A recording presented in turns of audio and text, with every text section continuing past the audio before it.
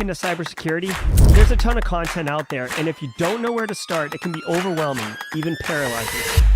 So let's fix that. Welcome to Simply Cyber, a community of tens of thousands of aspiring and active cybersecurity professionals focused on networking, knowledge sharing, and professional development. I'm Dr. Gerald Ozier, Chief Content Creator at Simply Cyber, inviting you to get the answers to your cybersecurity problems with hundreds of cybersecurity videos answering your frequently asked questions, interviewing industry experts, and live streaming daily cyber threat briefings hosted by me. Now get the stories and insights you won't find anywhere else. Hit subscribe now and dig into all the fresh content on the channel and in the community. Nothing should stop you from launching and leveling up your cybersecurity career today.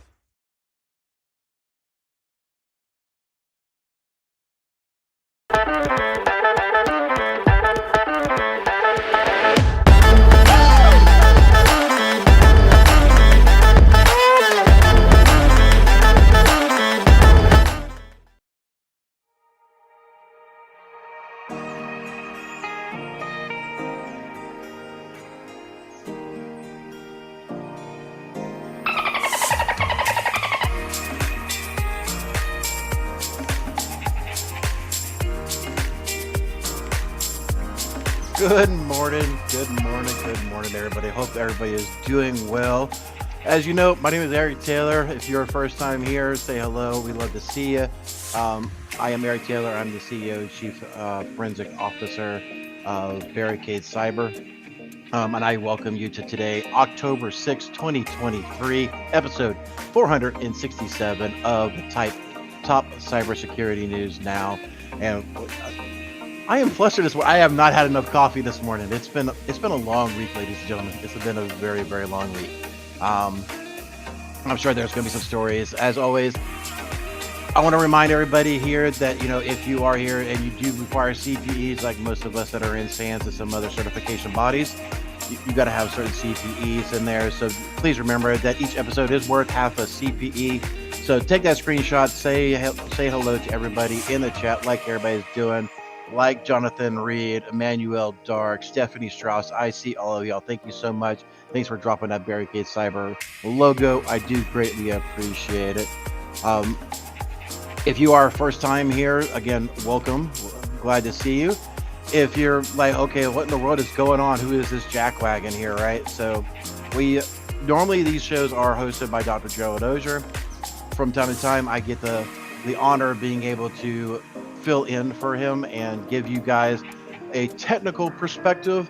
I'm not much of a CISO. I'm not a very, politically correct individual to say. If you ever get to talk to me very much, I'm not that type of person. So one of those guys that I will tell you the way it is, and that's kind of the perspective that I bring to the table when I do these guest shows. But as always, I do keep it as a Disney room chat, try to keep it PG-13 as much as possible. If I feel the need that I do need to get a little spicy and a little salty, I will hit the infamous,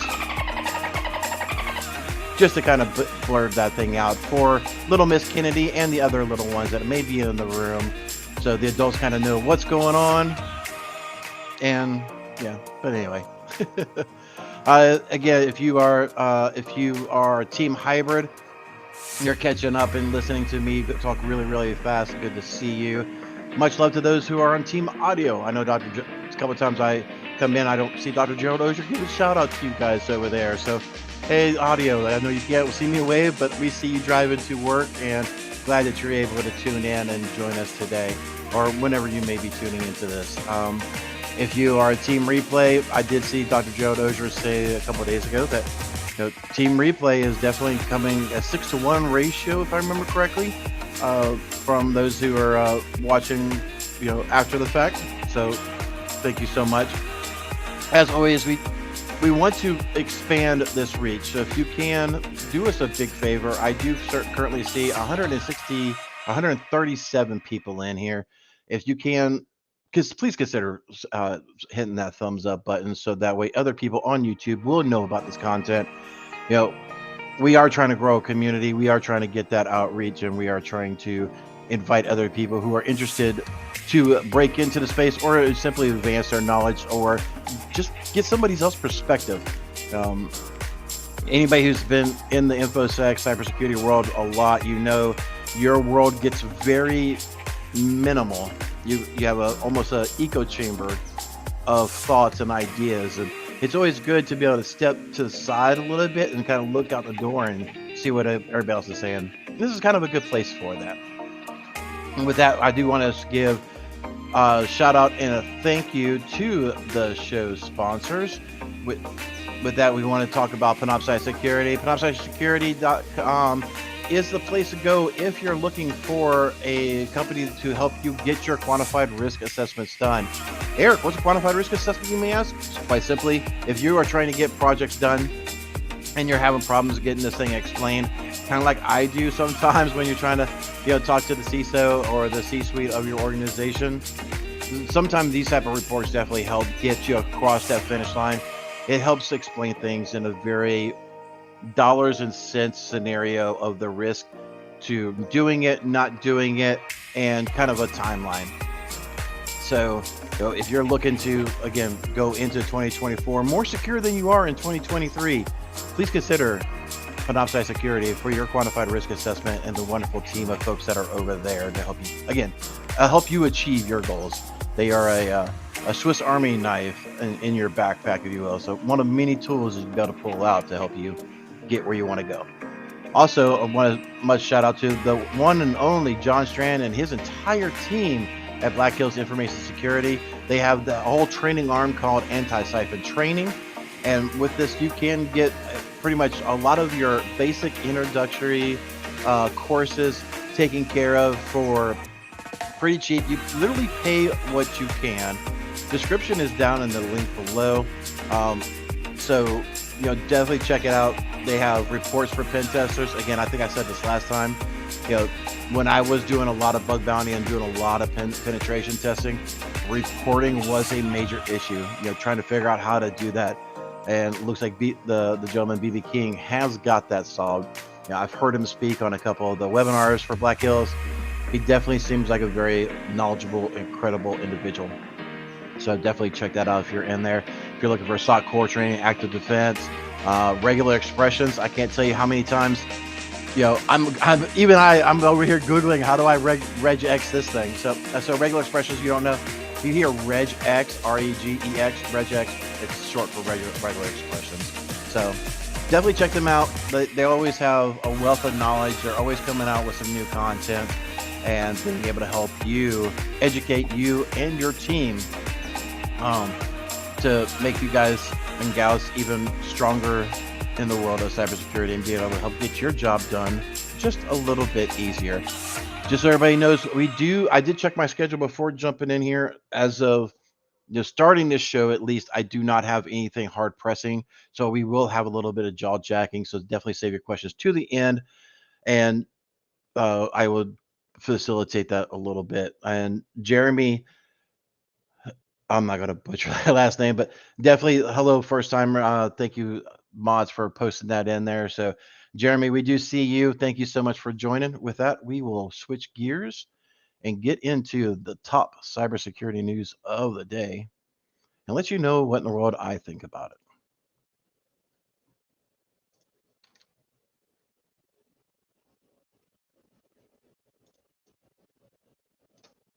From the CISO series, it's Cybersecurity Headlines. It's Friday, October the 6th, 2023. Apple rolls out patch for active iOS 0-day. Tracked as CVE 2023-42824, this is a kernel vulnerability that can be abused for privilege escalation. Apple says it has mitigated the issue with improved checks. They also mentioned in an advisory that the issue, quote, may have been actively exploited against versions of iOS before iOS 16.6, end quote. According to the Hacker News, quote, while additional details about the nature of the attacks and the identity of the threat actors perpetrating them are currently unknown, successful exploitation likely hinges on an attacker already obtaining an initial foothold by some other means, end quote.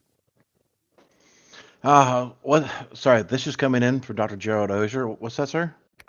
You gotta patch it. That's right. You got to patch it, ladies and gentlemen. Yeah. So I was seeing this in our ecosystem a little bit. I didn't know. So Apple has been having some major updates going through recently. I know Google's been doing the same thing. I didn't dive into exactly what it was, but now we have actual EDRs on our phones, on our company issued phones. So I'm going to go back and dive into this and see if there's any TTPs. So if you are in the Apple ecosystem and you're using a true MFA platform like a Duo or an Authy or whatever, a lot of those plans will prompt you to say, hey, your version's out of date. A lot of times you'll see it from your MFA platform than you ever will see it from your application, from the OS itself. It's really goofy, but whatever. So yeah, definitely get out there, get to You gotta patch it. and get there and patch it, right? So yeah, like I said, there's I think iOS 17.0. Correct me if I'm wrong, chat, and I probably am, to be honest with you. But I think 17.0 just came out like 2 weeks ago. Typically, right after Apple does their big conference and talks about the new releases of devices and stuff like that. I think the US typically rolls out a couple weeks afterwards, and it does seem like it's within the last month, and we're already on, version 0.3. So they've been having some issues with the buggy software. Cisco patches urgent emergency responder flaw. Cisco has released updates to manage a critical security flaw in its Cisco Emergency Responder software, a product that, quote, enhances the emergency 911 functionality of Cisco Unified Communications Manager by tracking and updating the location of callers and phones, end quote. The vulnerability is identified as CVE 2023-20101 with a CVSS score of 9.8. According to the Hacker News, this high rating is, quote, due to the presence of static user credentials for the root account that the company said is usually reserved for use during development, end quote. This issue affects release 12.5-1 SU4 and has been addressed in version 12.5-1 SU5. Other releases of the product are not impacted. I was actually talking to Casually Joseph very briefly before starting this thing, and I was like, I don't know just how spicy I'm going to get, and like, come on. So, all right, so let me try to wind this back a little bit. So those who don't know, there used to be a major problem with firmware, and you'll see it a lot in the consumer base, like your residential routers and residential gear, where they have hard-coded username and passwords. It's actually pushed out from the firmware and the firmware updates. So if they want to they want to rotate their passwords, they would do it from the firmware. And there was, that's a big no-no, right? Because most of them are, just like I said in here, a root level access. So you have full system control of the device by getting that. And there was a huge thing for, and I think it still is, but bug bounties for firmware hacking, so to speak. You're decoupling and decompiling the firmware that's being pushed out. And you really want to get really granular with your cybersecurity and what you're putting into your house. You can go down that road, but you're not going to like life. I can tell you that when you want to really understand what an acceptable risk is, start doing that with all of your devices in your house. Start decompiling all those firmwares. Like I said, you will quickly understand what acceptable risk means. So, because otherwise you're just going to go completely off the grid and just go move in Alaska pretty much at some point in time. It's really the Wild Wild West. So, to have Cisco essentially have through the QA process from dev to production to allow or not catch hard-coded credentials inside of a firmware update that's being pushed out is a major, major issue.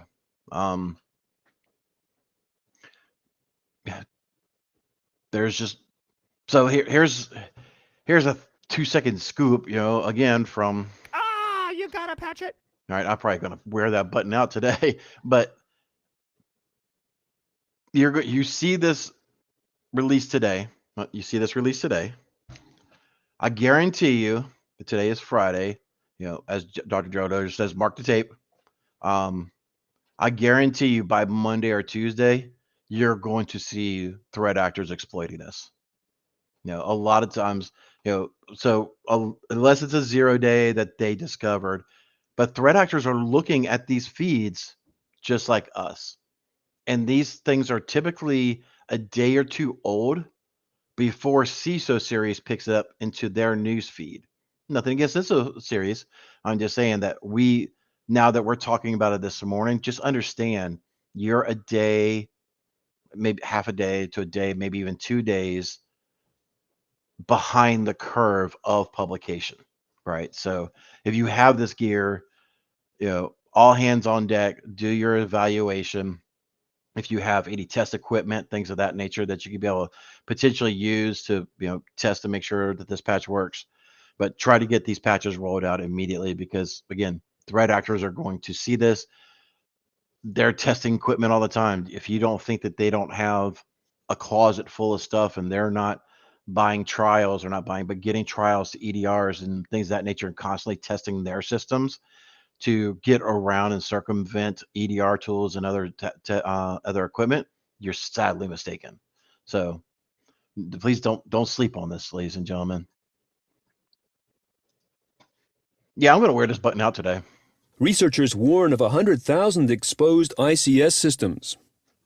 Power grids, traffic light systems, security, and water systems are amongst the infrastructure that cybersecurity company BitSight has noted as being exposed and vulnerable on the internet through units such as, quote, sensors, actuators, switches, building management systems, and automatic tank gauges, end quote. This number is actually a year-over-year improvement since 2019. The vulnerabilities cover all major industry sectors such as finance, education, and energy, and more, and the most vulnerable countries are the US, Canada, Italy, the UK, and France. So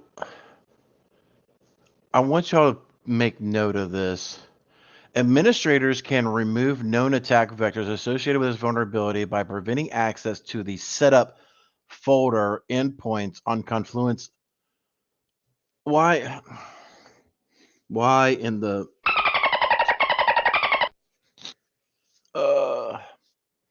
this right here shows me, this thing's been going on for a little while now, apparently. And of course, here's your TTPs, unexpected members for Confluence, unexpected newly created. So this one right here, newly created user accounts, this should be a standard. If you're doing secure SOC services or NOC, Security Operations Center or Network Operations Center, newly created user accounts should be one of your top priorities. Newly created services should be another top priority. Anyway, but I would suspect these guys have not gone through a quantified risk assessment, Brandon Poole, or gone through any sort of penetration test, that's offered by Black Hill Security. No, just throwing some names out there because those sponsors do actually do a lot of this stuff and can, an ounce of prevention is worth more than a pound of cure. Growing up, I never really understood that, but here in the past, 15, 20 years, I'm really starting to understand it more and more. So these I know for a fact when I was doing penetration testing, /setup and then setup dot or setup asterisk dot whatever, another variable when we're doing web servers, we were always looking for those setup files because when I first started doing it, WordPress was a major issue for it, and some of the other platforms was always a constant thing. Being able to web developers wouldn't remove I think it was setup.php for WordPress. Going to show how it's been so long. Holy moly! But you get the gist, ladies and gentlemen. There's this type of thing has been around for a while. That even old hats like me that just mess around on the internet know to look for these kind of things, right? So Anyway. Gold Digger Android Trojan takes aim at Asia-Pac banking apps. This is a new Android banking Trojan that, according to Group IB, has been targeting more than 50 Vietnamese banking, e-wallet, and crypto wallet applications. The Trojan, which impersonates a Vietnamese government portal and an energy company, takes advantage of Android's accessibility services, which are designed to help users with disabilities to use apps. Through this channel, it is able to extract PII, steal banking app credentials, intercept SMS messages, and perform various user actions. Oh boy. I think I talked about this earlier this week, maybe even last week. And it's something I'll have to dig into on this particular story a little bit. But I do remember talking, when you start installing applications, like when you're using, let's just say, the Waze app. I'm not trying to pick on Waze. You know what? We'll pick on the Lord's Chicken, Chick-fil-A. Yeah, I actually noticed something the other day with Chick-fil-A's app. And it's not malicious, so let me preface that out. But if you use their app, if you don't shut the app off, like you close the app out, did you know it's still tracking your GPS, like you're driving back home? And I was looking down, I was like, my GPS location's still on my device. I look at it and I'm like, I wonder if it's this, and close the Chick-fil-A mobile app, and sure enough, I did it again like 2 weeks later, and it did the exact same thing. Again, it's nothing nefarious. It's not a big red flag. To me it is, because I don't tell a whole lot of people naturally where I live. Always, uh, especially in family, if you're, watch any of our family, or if you're a personal friend of mine and you're friends with my wife and things of that nature, you know, you, I always try to keep that level of separation, especially with the work that I do and the people that I deal with. I don't want that tie, you know, going back. And it's really, drop your tinfoil hat Jerry's in there. It's very much a tinfoil hat. And no, I'm not thinking that some threat actor is about to come nuke my house or anything, but it's one of those things that it's better safe than sorry, really. But that goes back to this where, yeah. So this particular one, so I went on a complete tangent on something that doesn't even pertain. I'm sorry. This is phone scams. I was thinking about applications. Oh my goodness. Look, I told you. It's been a long week, ladies and gentlemen. So yeah, this is actually very interesting to see. I know that we've had in my own circle of family and friends, those Amazon callers and things of that nature. The UPS text, hey, your UPS is out for delivery. However, we need to, confirm your address and things of that nature. So, um, it's just be aware. The number one thing I think,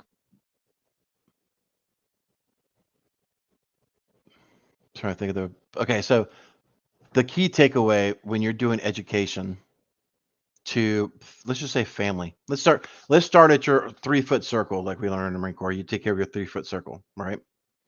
Um, it educate your family and friends. Make sure they understand that Amazon, the IRS, your bank, most of these legitimate businesses are not going to call you directly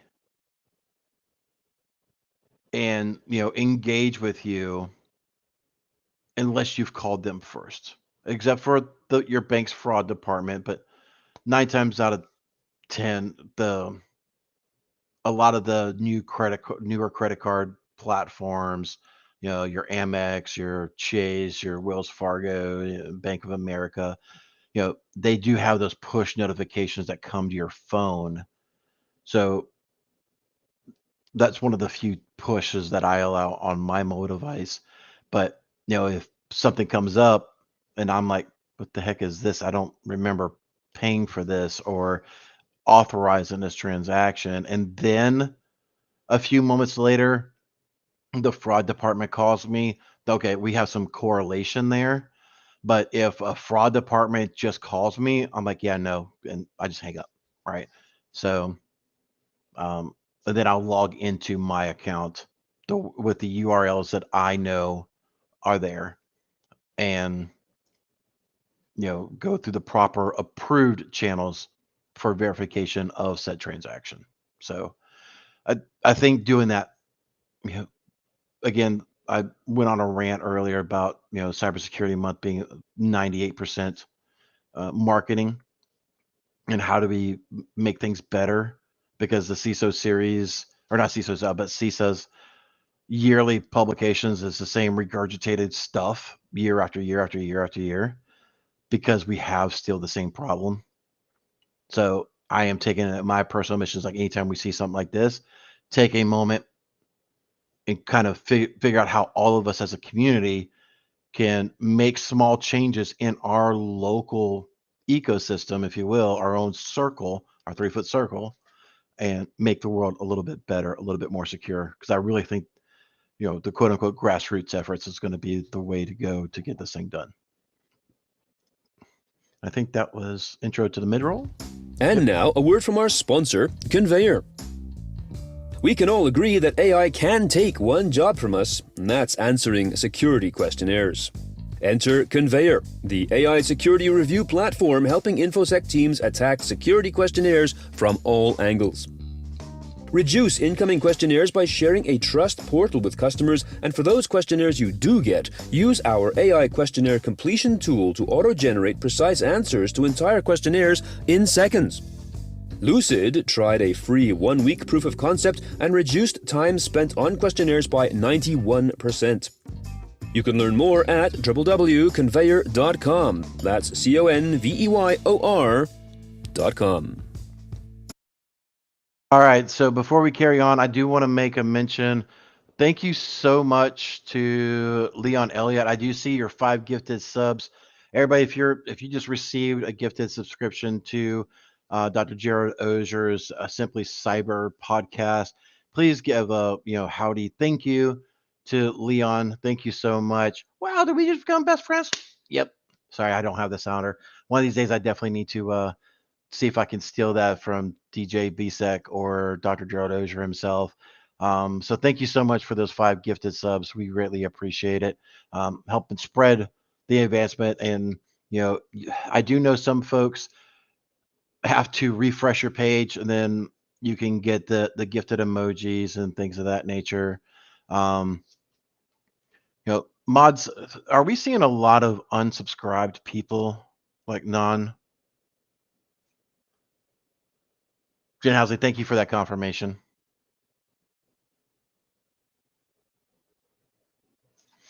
All right, with that, welcome to the mid-roll. I will wait for that comment coming back from the mods in here just a little bit. Let me minimize this. Again, thanks to the show sponsors. We don't talk about ourselves a whole lot. Being the pleasure of being the co-host, having my goofy thing down there and the she shanty at the end is probably over the top marketing, really, for the Barricade Cyber brand. But thank you so much to Panoptcy Security and Antisyphon Trade and Black Hills Information Security for your continued support. I know all 3 of us are here for the long term. I know we're through the end of this year and we'll have some negotiations and renewals coming up with this, but I don't expect Barricade to go anywhere in 2024 or 2025. I really love dealing with you ladies and gentlemen that are out there. Love having the conversations that are happening and being a resource for you. So it's awesome to be here and it's awesome to be a sponsor. With that, I want you to help you grow your cybersecurity circle. Again, like I was talking about your 3-foot circle, let's expand that a little bit in social media if you can. Hashtag Simply Cyber Community Challenge is that on LinkedIn. So where you could talk about your cybersecurity challenge and learn about others' cybersecurity challenge and how they broke in and got into the industry. Yesterday, it was Lamar Anderson. I will post this into the chat. With great power comes great responsibility. So I will post to Dr. Joe Dozier. So definitely check out Lamar. Check out his post. See how he's how this gentleman got into the industry. So I know I've got a ton of messages in my inbox on LinkedIn. It's been a train wreck for me lately, but yeah, definitely find other like-minded people. See if his story resonates with you. He definitely is an aspiring cybersecurity professional, so he's probably more likely talking about how he's breaking into the situation or into the industry. And U of T, so I assume the assumption is the mother of all.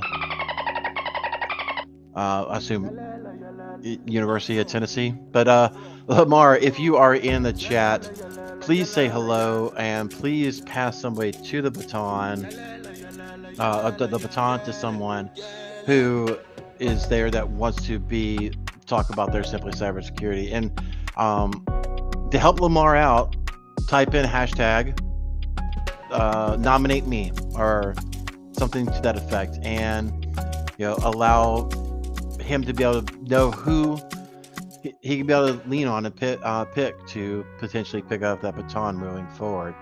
We never know. Lamar may be a newer individual and not know many people. So this thing has been going on for a little while now. So if you want to talk about it, simply drop again hashtag nominate me or something like that, and hopefully he'll pick on somebody. And I'll look back to mods a little bit.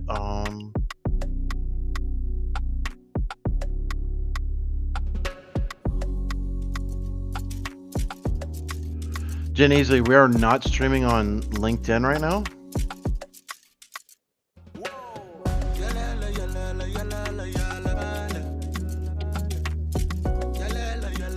Yeah, it looks like we are.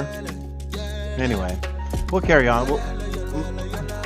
Mods, we'll talk. And with that, let's get on to the part 2 of the show.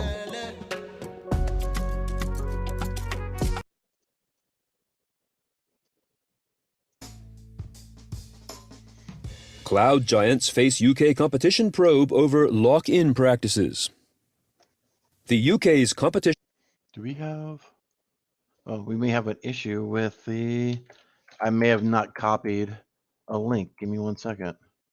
Or I have them outside of order.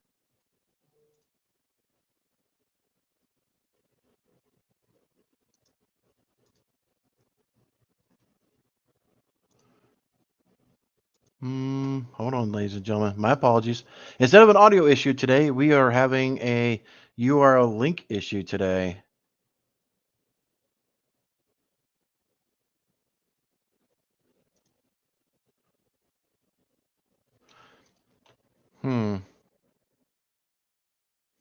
Thanks, Kimberly. I do see the confirmation about this not being in LinkedIn. I am sorry about that. It does show on my side that it does have a link to it.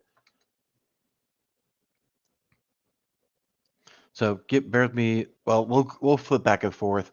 So apparently I may have forgot to copy a link over into the sandbox, so my apologies. So we'll pick this back up. and Markets Authority, CMA, is launching a broad investigation into large cloud organizations like AWS, Google, and Microsoft to determine whether large cloud companies make it difficult for businesses to move or to use multiple providers. These 3 companies account for 90% of cloud revenues in the UK. Key issues being scrutinized are egress fees that cloud companies charge customers for moving their data elsewhere, and interoperability, in which cloud companies make their procedures incompatible with other vendors, making moving out more problematic. Okay, so yeah, this has always been a very big issue. So anytime you're going through, I'll give you from incident response and years of disaster recovery planning. for organizations. A lot of times you got to figure out when you're going into these cloud hosted ecosystems, you know, is there a way to have an offline copy? We seen last year there was a big, massive cloud hosting provider um, for some dental software, things of that nature, and you know, because they didn't have an offline backup of their data, they couldn't run for 2 or 3 weeks. That was because of a cloud provider. Um, trying to migrate your data from Azure to AWS or GCP, Google Cloud Product. It is a real big pain point. So definitely go, you know, once you go through and finish doing all your You gotta patch it. for your other stuff you got to do, carefully consider that this weekend as you're grilling out or throwing the ball with the kids or whatever you may end up doing on the weekend for relaxation. You know, what if said cloud vendor, that's part of your critical infrastructure for day-to-day operations went down? Let's just say it's not even a migration issue, a DNS issue, uh, a data center issue, right? So, you know, if it was to be, 2 hours, is that an acceptable downtime? Is you can be like, yeah, 2 hours is okay, but it starts really starting to impact us at 6 and 8 hours, and you know, 2 days is completely unacceptable.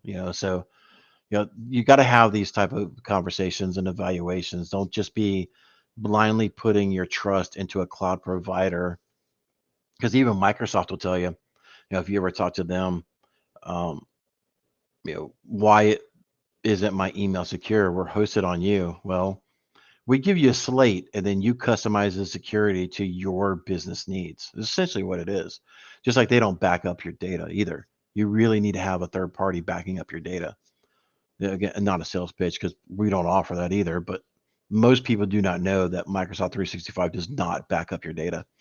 And they strongly recommend you to have a third party back up your email, your SharePoint, and your OneDrive. So, while it is geolocated and it has redundancy, if don't mistake um, redundancy and geolocation failovers as a backup.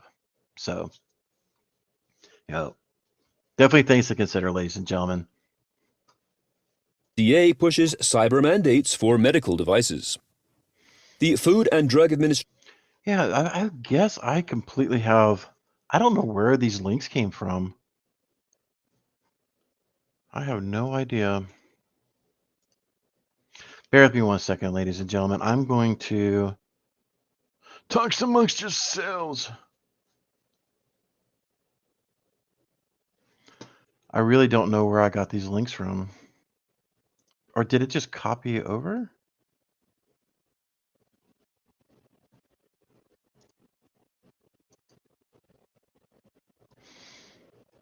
That's weird. Hold on.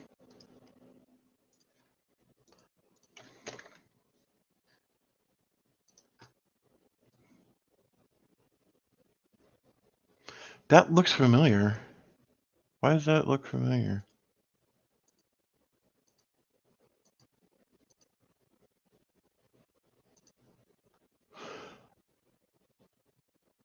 Oh, did I just do what I think I did?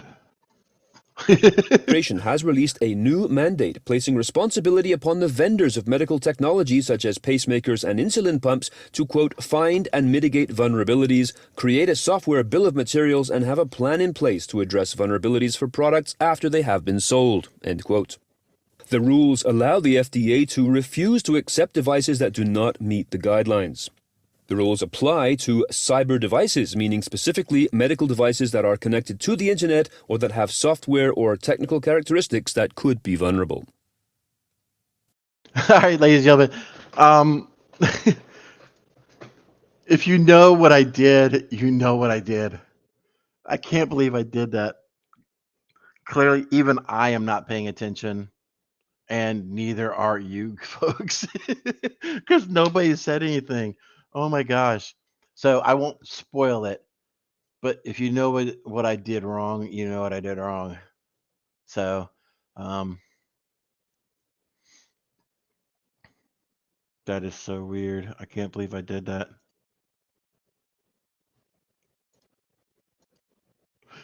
This will be a clue. Atlassian patches already exploited Confluence zero-day. This was a, quote, maximum severity zero-day vulnerability in its Confluence data center and server software, which has been exploited in attacks, end quote, according to Bleeping Computer. Numbered CVE 2023-22515, it affects Confluence Data Center and Server 8.0.0 and later, and is remotely exploitable in low-complexity attacks that do not require user interaction. Admins are being advised to check for breach signs, such as unexpected newly created user accounts.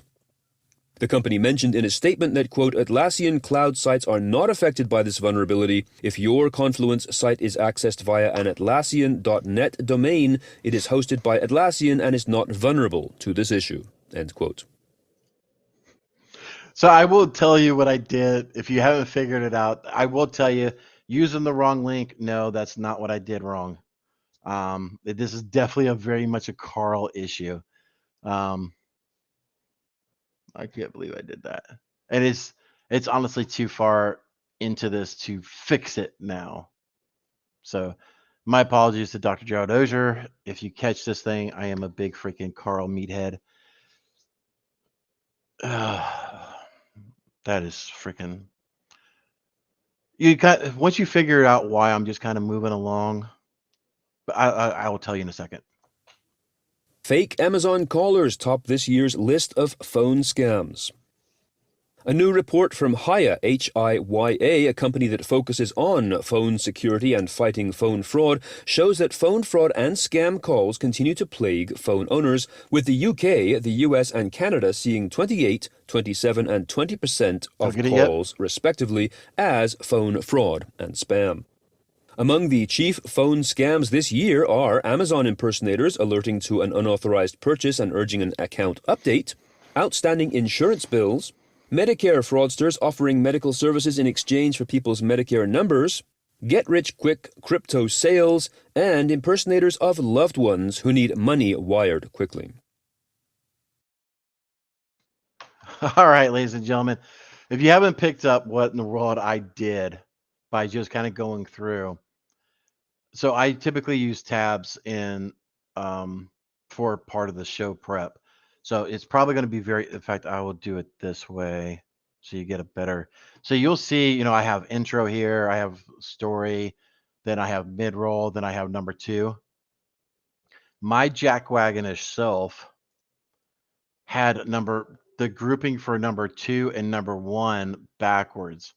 So while I was playing the audio for group 1, I was showing the links for group 2 and commenting on the web pages for link 2. So it's been a long couple weeks. Sorry everybody. With that, we will say thank you for joining today's Simply Cyber Community podcast. I greatly do appreciate it. Again, I am so sorry that trash happened. If you are just around for the news, thank you so much for showing one story and talking about one story why CISO Siri reads a different story. So unfortunately these things happen. I feel bad. But anyway, hope y'all get a chance to get out, go do some walking, go spend some time with the kiddos, the significant others, whatever, throwing the ball for the dog, whatever makes you happy in this world. hopefully you get some chance to be able to go outside and be able to enjoy some of those activities this weekend. With that, we will move over to the jaw jacking, where I'll let everybody continuously roast me for being a complete and utter jackwagon. And I'll bid everybody a good day who is just here for the news. Again, going to jaw jacking for a few minutes.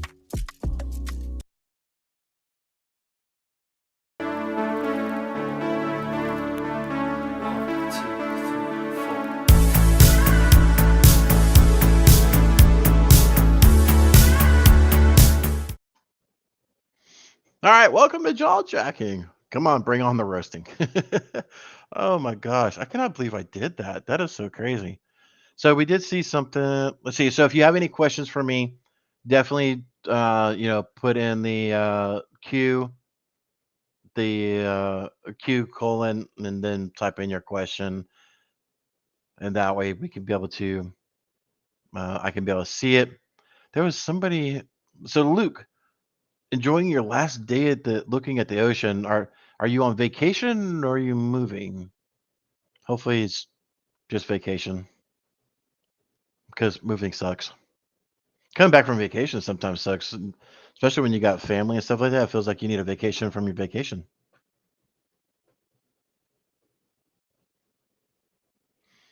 Luke, I feel your pain, good sir. Hopefully I can get a break from work and there are no fires. So when you're typically,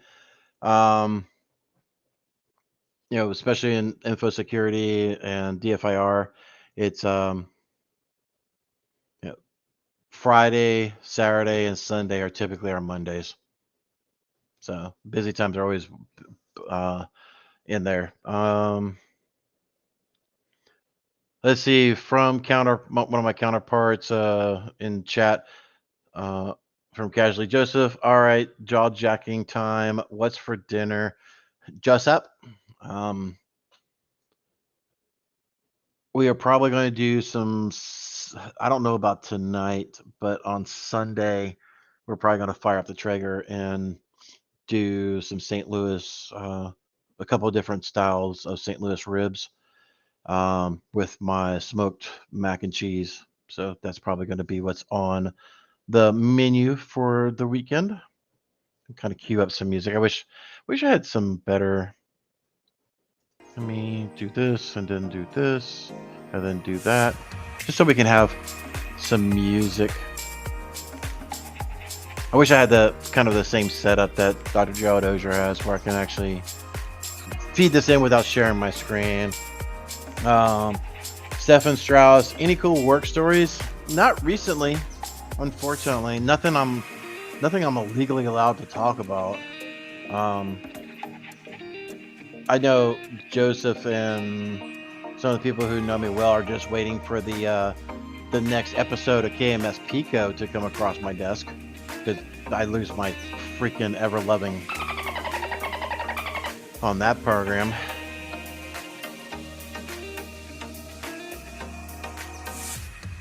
Rick Armstrong, what job titles related to GRC? Trying to break into cybersecurity? Rick, I really wish I had an answer for you. I don't know. That's not really my world. That's definitely Dr. Gerald Ozier's. I would say table that, please. I'll even in the mod chat, those who don't know in the back room, y'all's questions, Jen, Easterly, and the rest of the mod teams are definitely screen capturing it, so that way I could be able to take a look at it. But definitely save that for Monday or the next jaw jacking for Dr. Gerald Ozier. I would just think, a job title saying GRC analyst is the first thing that comes to mind that seems relevant. Again, I'm not the best person, right? I kind of know where my lane is, and that's definitely not it. All right, so I have a few more minutes before I have to boogie woogie. Anybody got any other questions? Let's see. Experienced technical professional from network IT specialist, repair, mobile. Holy crap! That's a lot of roles, good fella. Having a hard time landing a role in cyber, applying since the beginning of the year. Any info? So, Royal Miles, I guess I will call you. There's a big divide in the tech sector, and you've probably seen this, with your experience, where a lot of folks are putting out, hey, we've, the cybersecurity, the IT job market is hot, it's hot, it's hot. It's not as hot as people make it out to be. If I would recommend right now looking for jobs that have your experience that also offer cybersecurity services as part of their company portfolio, and being able to shadow them, do your normal 9 to 5 job, but because they mostly work on the weekends, especially the more critical stuff, I would definitely recommend getting, seeing, hey, can I come in and intern and shadow or whatever the cyber side of stuff. Most businesses are not going to say no, especially to an existing employee that's looking to get into that industry. So definitely look for a company that offers, again, what you currently do, and the thing that the specialty you're trying to get into, and that may be literally right now the easiest way to be able to get into it. So it's a hard thing to do right now. I'm not gonna lie. Don't believe everything you hear about the job market. I'll tell you that much. At least in our own ecosystem and IT security, info security, and all that. I'm a new dude. My first cert for Google cybersecurity. Congratulations. What would be your next step? I have a 2 years as test engineer using Linux and hardware install.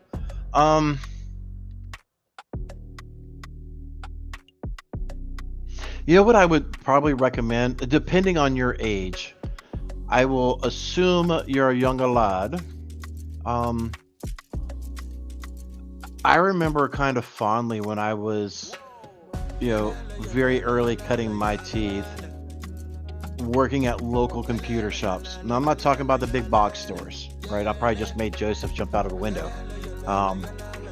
But your local computer shops, because a lot of times you just get you get a lot more flexibility to work on stuff that's outside of the scope, because they're not as scared, or I shouldn't say as scared, but they're not as quite restricted on the services that they provide as typically the big box stores do. And you get a lot of people skills, you get a lot of communication skills dealing with these folks, especially those small shops. So definitely find a local one. Again, if you got a normal job during the week, most of those computer shops are open on Saturday and sometimes Sunday, working 1 or 2 days on the weekend just to cut teeth in and see if there's a vibe there maybe. So there's a couple of different ideas for you to potentially consider. And I'm just going to cycle. I really need to get some different music on my soundboard. I have an opportunity to take the GFS, and I'd like to know if this would be a valuable cert to get into DFIR. I haven't seen this in DJ.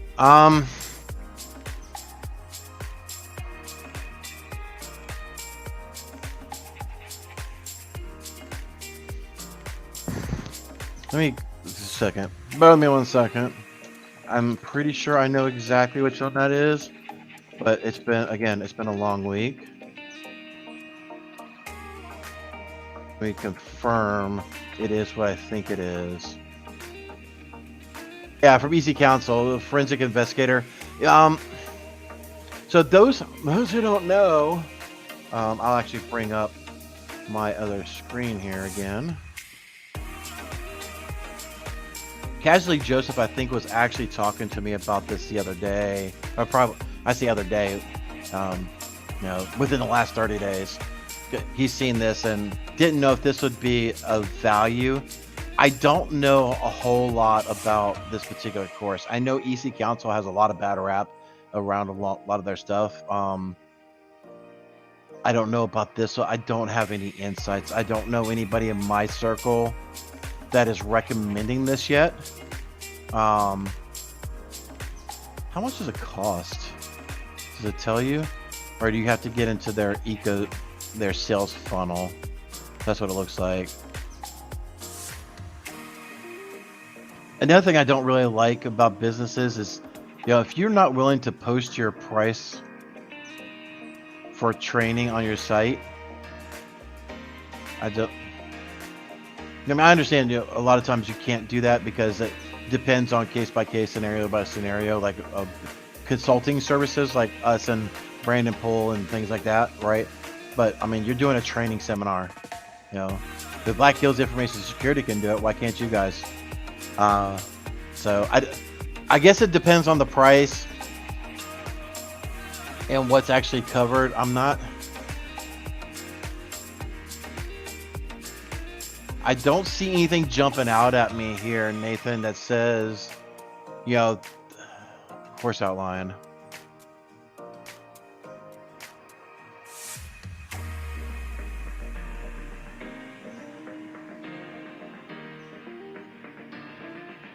How many technical hours is this? So I see the questions piling up. I'm sorry. I really want to be able to make sure I answer this one. You know what? No, Nathan. No, don't. Here, let me show you.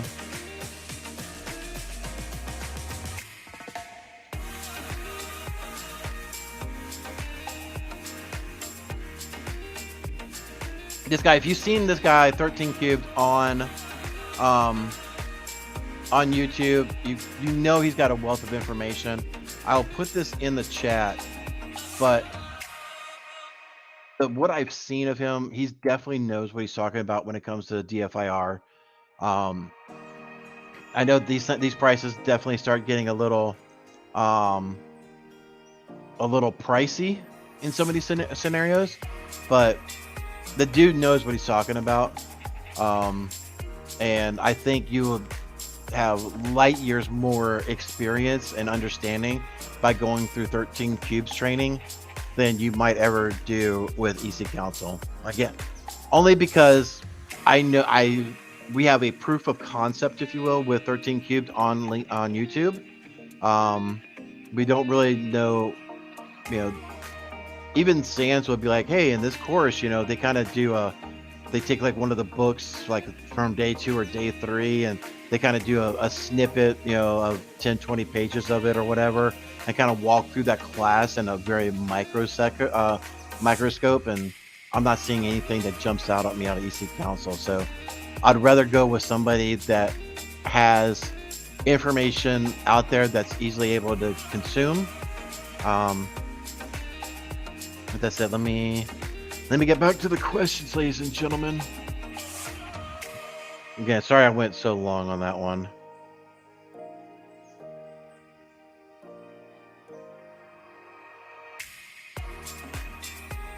The question from Stephen Mott. Question: are digital forensics and data recovery related jobs wise?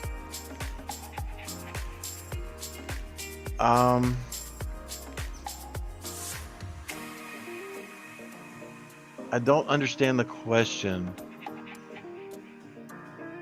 I guess this kind of goes back to. Oh, let me actually hide that. Sorry. Stephen Mount, that really goes back to the question of what do you want to do as a career, right? I mean, well, doing red team and penetration testing was a lot of fun. It was a massive endorphin rush when you were able to pop that shell and all that, but it wasn't for me on a long term, right? I was getting close, but I wasn't finding what I was really passionate about. And digital forensics is that. Steve, I've said it many times. You got to find out what is true to you, what your passion is, and what inspires you. Like when you wake up in the morning, man, I really want to go do this, right? And for me, it's hunting evil. I love going through logs. I love finding that Easter egg, that hidden nugget, and be like exposing it, right? Like some congressional hearing. So that's what I love doing.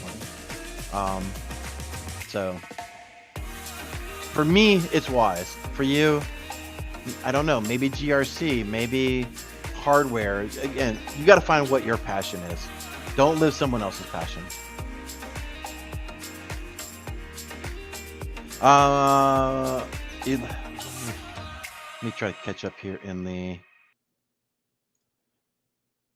chat here. So, do you think automation will affect hiring tier 1 SOC analysts if it's designed to replace tier 1? Will it be hiring training for tier 2 without tier 1?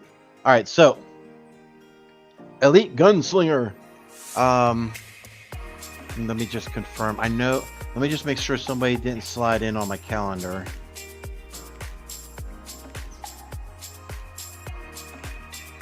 I know I haven't got any text about anything, but let me just make sure. Yep, we're good. Okay.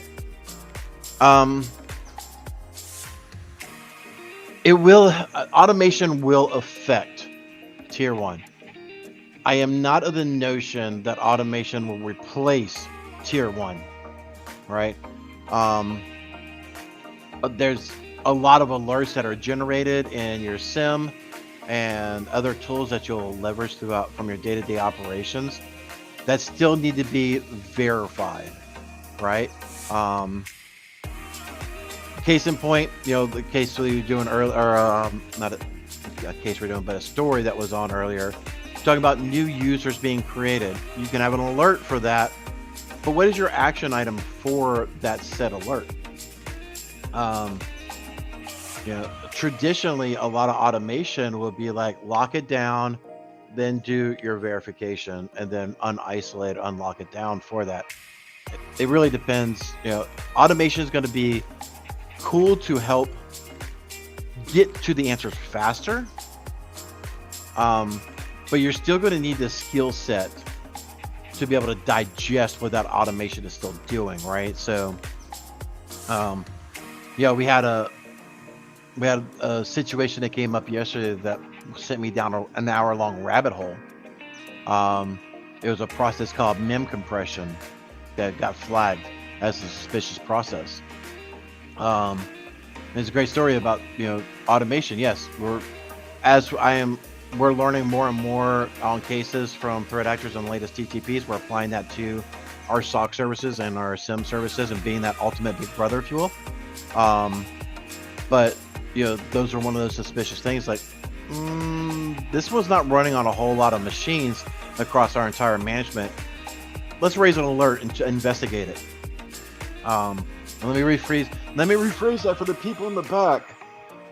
Having your SIM look at anomalous processes running that are not not running on the majority of your systems. Let's say hypothetically Adobe PDF. That's that's a white labeled application. It's running on a lot of your systems inside of your ecosystem. But having those weird Screen Connect servers or TeamViewer or whatever process. Let's just say Dropbox is a good prime example. If Dropbox is not used and you're seeing it on 1-2 of your machines, it should have raised an alert, be like, what's going on over here? This is an unimproved program. So anyway, I digress. But yeah, it's a long-winded story to say it still requires an understanding of the logs and being able to digest deeper to verify potential false positives or anything like that, right? So it's going to help. I don't think it's going to completely eliminate the tier 1. Sorry, I do know I get long-winded sometimes. I'm going to quickly scroll. All right, so it looks like we got one last one.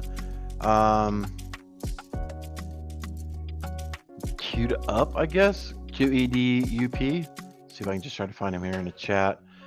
Question was, are peer interviews the standard? I understand establishing a robust team dynamic, but it takes the wind out of your sails if you're 2 interviews in and a company declines after the 3rd. Queued up. This kind of goes back to the same thing that I was talking about before. There's a lot of things that are being said out there that the job market is hot. The job market is hot. don't take it personal. That really, please don't. It's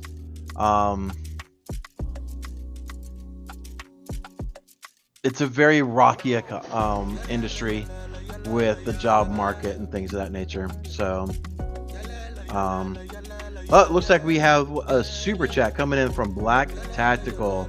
Thank you so much, Black Tactical. The best way to train and get a job, pen testing.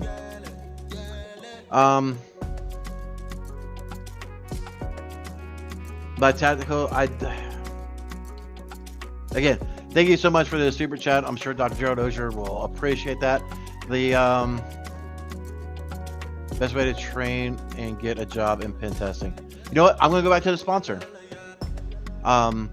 Black Hills Information Security. Go look for Bo Bullock's Pop in the Cloud or Breach in the Cloud, whatever, something like that. Go take that. And then go to YouTube. I'll actually bring this up. I wonder if these guys are still doing content. Let's see.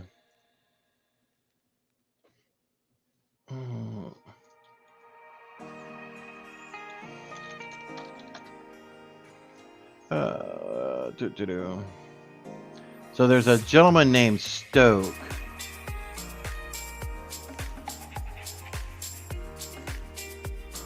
There he is. So, hush. Stoke, he's very, very good. I don't know, sure, has he been putting out I know he kind of went on hiatus for a while.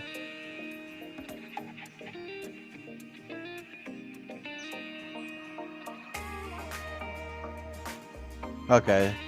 So yeah, it looks like he may be starting to come back a little bit. But yeah, I mean, this guy is definitely one guy to listen to. There's one other gentleman. And Stoke was actually on there with him. Let's see. Thankfully, because he hasn't had a ton of content. Oh, this is gonna bug me now, ladies and gentlemen. Oh, I think this is it. Yes, Tom Nom Nom. Tom Nom Nom. So definitely look here. I'll kind of minimize myself down here. Weird name, but the dude makes some really, really cool tools, and he talks about them on talks about them from time to time. So definitely check out those two guys. Their wealth of knowledge. I listened to them a lot when I was in a lot of penetration testing. So again, I'm not sure if they're very active anymore, at least in YouTube anyway. But they're bug bounties and all that stuff. So definitely check them out.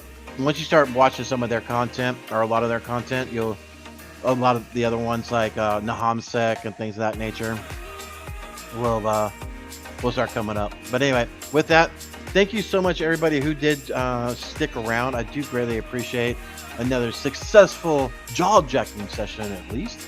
Sorry so much for the train wreck on the news side of things, but at least it wasn't an audio issue today, huh? Can we take that for a win? With that, I hope everybody has a very awesome weekend. Enjoy yourselves. Try to enjoy some time out if possible. And with that, time for some sea shanty, and we will head on out of here. Take care, y'all. There once was a kid whose passwords laid across all sites. They were the same, a criminal, then found their fame by taking that data to go. Soon may a criminal come to steal your pictures and data and run. One day when the crime is done, they'll steal your account and go.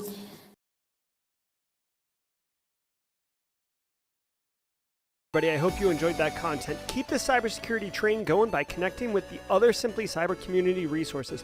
We have the Discord server that's lively and always keeps the conversation going. You can connect with me directly on LinkedIn. And also every single weekday morning on the Simply Cyber channel, we're doing live daily cyber threat briefings, 8 a.m. Eastern time, as well as Thursday at 4:30 p.m. We're doing live stream interviews with industry experts, and we produce videos that we push out every Wednesday morning. I'm Jerry from Simply Cyber. I hope you enjoyed the content, and we'll see you in the next one.